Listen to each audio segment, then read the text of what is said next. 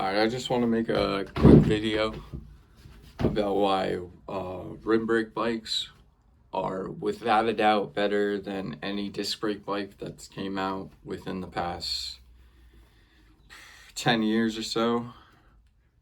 I've got 3 different rim brake bikes.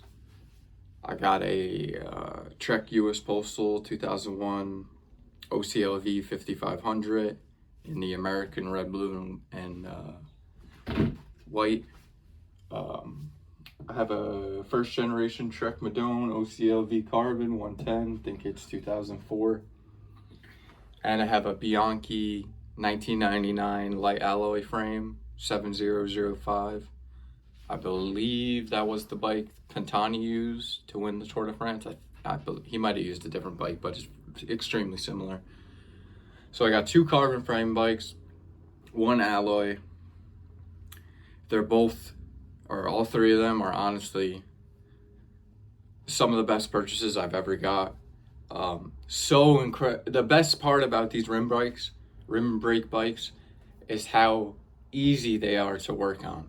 How easy it is to switch the chain, to take the wheels off, to change your gears, to change your settings, take the seat out, switch the handlebars, whatever you want to do.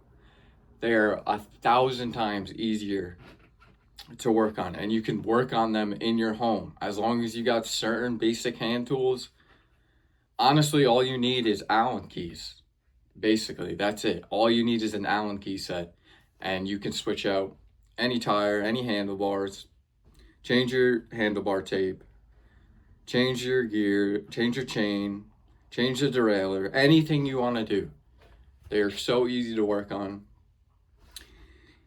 And they don't cost an arm and a fucking leg to buy.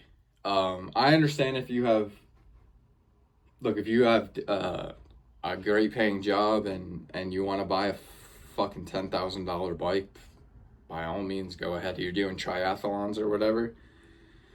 But the marginal gains that you will get from me, who bought a $700 bike, this one right here, this was what, $700 in all? I don't have the wheels on, obviously. Versus buying a $10,000 to $15,000 Specialized tarmac that these bikes are now. The marginal gains, it's just not worth it. It doesn't make any sense to me. And like, I've done group rides with guys that do have these bikes, and I'm not trying to be egotistical or anything like that. And they're not, it makes no sense to buy these bikes when I'm on my $700 rim brake bike from 1999 or 2001, and I'm smoking these guys. It doesn't make any sense to me. They're not safe too.